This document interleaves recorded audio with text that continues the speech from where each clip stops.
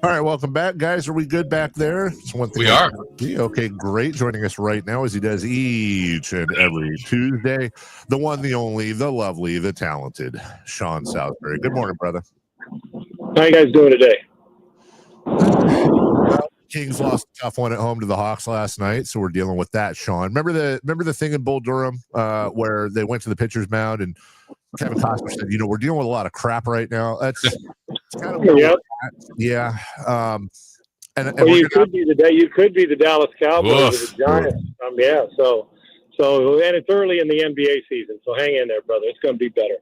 Well, we'll get to the Niners, obviously, in a second. I want to throw a kind of curveball out of the gate because, as always, Sunday happens, then we do the show Monday. I always think about stuff I want to ask you that stumps me. And Jason and I are both kind of stumped here. For the last couple of years, the New York Jets have had one of the better defenses in the league. They have the defense is the only thing keeping them in a game. They add Aaron Rodgers, one of the greatest quarterbacks of all time. Obviously, he goes down last year with the Achilles, but he's back this year. They have Breece Hall. They have Garrett Wilson. They add Devontae Adams. And we're sitting here right now through week 11, and Aaron Rodgers and the Jets have a worse winning percentage than they did under Zach Wilson. And I can't make sense of it, Sean.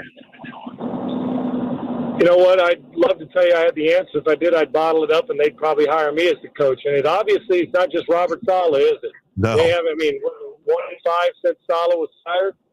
So, and Holbrook, he's a good football coach, but unfortunately, it's not the head coach only situation. I've said here and do the same thing, Dave, trying to put my finger on, okay, is it personnel? Well, I look on both sides of the ball, and unless we've overrated personnel, they seem pretty solid and stout. And then I watched them against the Texans, their defensive front, and they were wreaking havoc on the Texans, and they were playing in the backfield. So you say, okay, is it effort?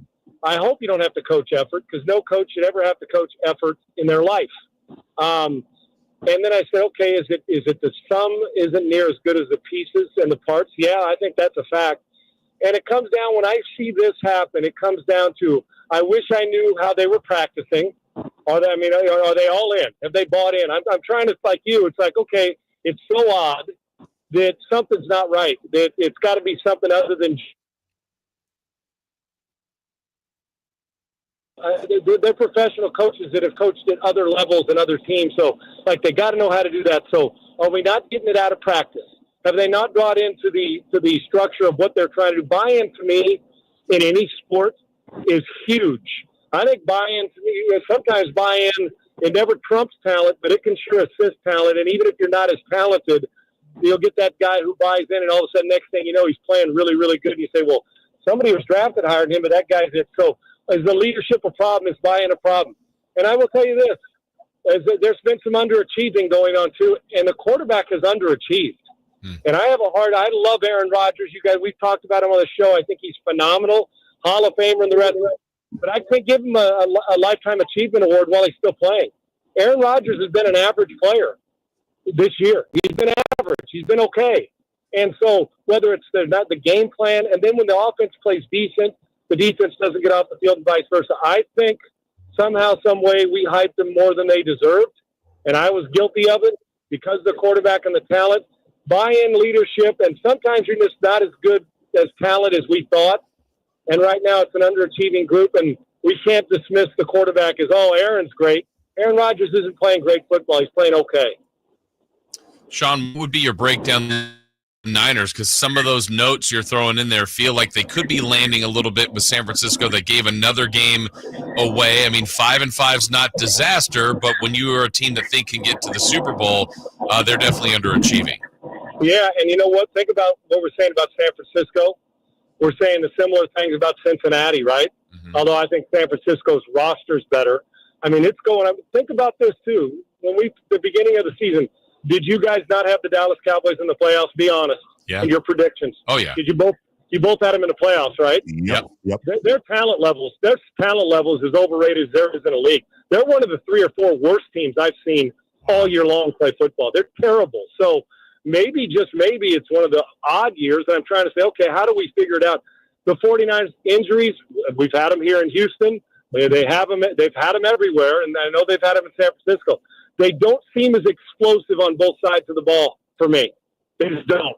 And I obviously had them in the playoffs again this year as well, and being a threat to be in the Super Bowl. And now they're in a three-way tie for second place, and Seattle's reared their head, and that was a game, really a season-saving win for them. And it's just that I don't see the same. Maybe it's urgency. Maybe it is execution. Maybe it's the speech is getting stale and the staff needs to, but they've had changes on the staff. Sala leaves and D'Amico Ryans leaves, and it's changed. The talent levels there, we know that. Late to camp is one, and Ayuk, and boom. And then, McCaffrey's been hurt trying to get in. He has 100-plus yards from scrimmage. Kittle's backed up. It's just they haven't had full arsenal for a sustained amount of time. The quarterback's not as explosive this year. But he's accurate, but, we're seeing 169 yards here and no touchdowns, but his run in the first half. There's some part of explosive, dynamic stuff that's missing from the team. Now, does that mean they can't find it? Yeah. But I'm seeing the same things in other cities. That playoff teams, I had the Jets. We had the playoff team as the Cowboys. Playoff team, the Cincinnati. Hell, I thought Cincinnati was a Super Bowl caliber team. Now, Burrow's playing like an MVP, but the rest of that squad's not doing anything. They can't win.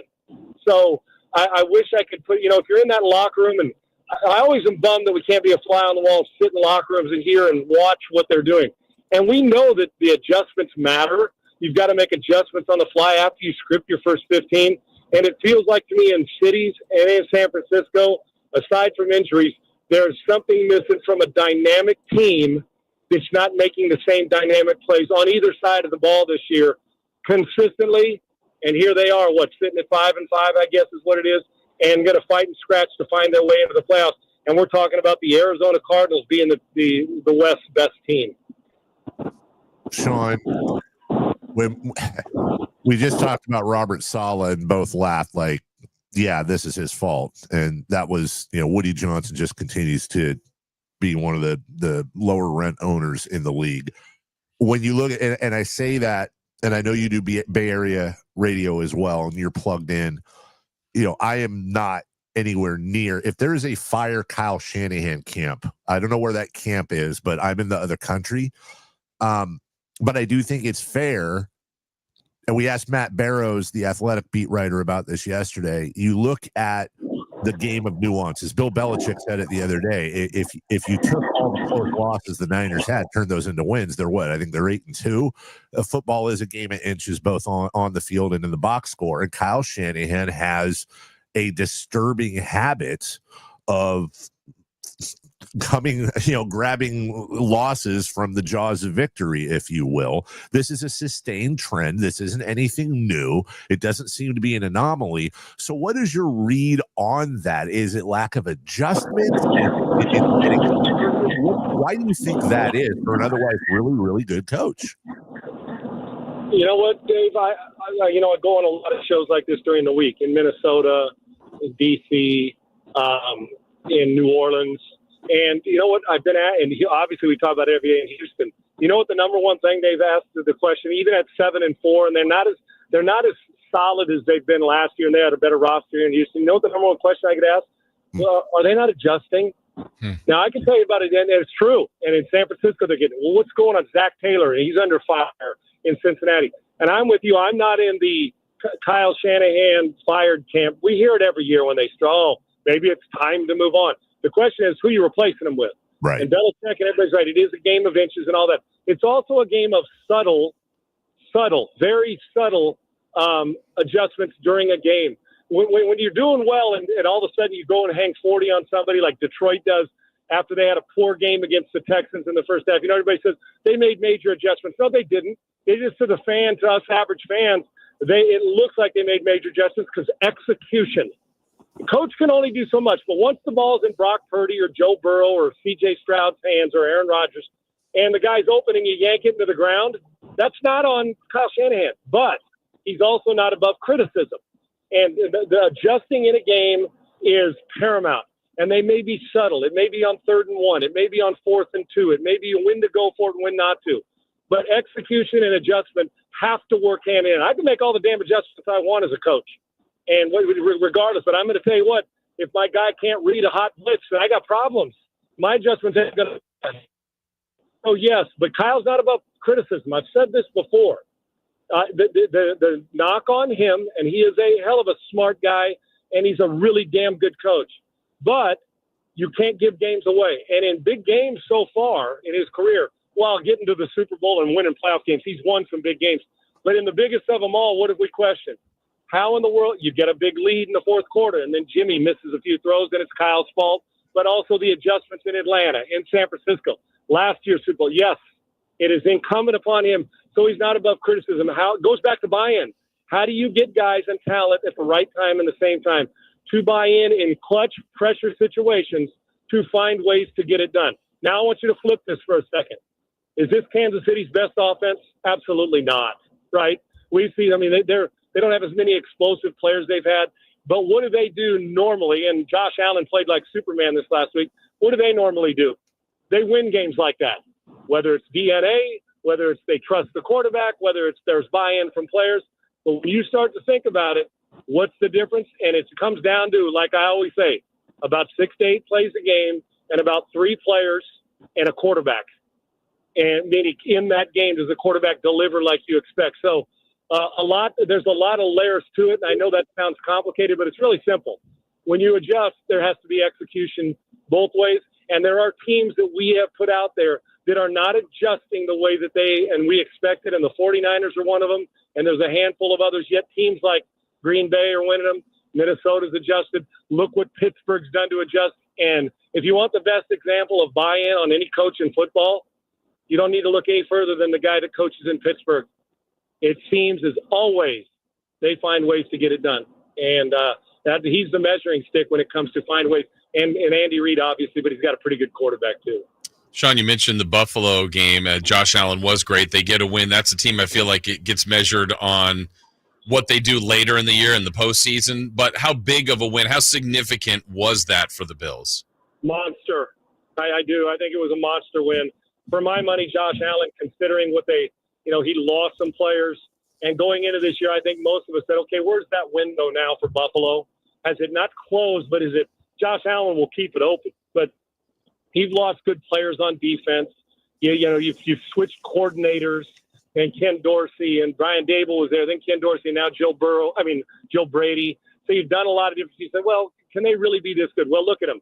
Top 5 defense, again, McDermott coach defense, and Josh Allen is playing as well as he's ever played. He's not turning the ball over like he did the last couple of years in the red zone. And I think it's huge for Buffalo because don't kid yourself, at this stage of the game, psychological impact matters. And the Kansas City Chiefs have psychological edge over everybody. Look when Baltimore plays Pittsburgh. They can't beat them for whatever reason. When Cincinnati plays Baltimore, they just can't get through that. And Kansas City has that over a lot of teams. And they went to Buffalo, and they did it to them in the playoffs last year. Well, this time around, Josh Allen was the bigger Superman. I think he's the MVP of the league. I do. Considering what they took from him, what he has to do. If Josh Allen doesn't play well, if Lamar Jackson plays average, they can still be in a game because they're so good at running it. When McCaffrey's right, they can still be in a game.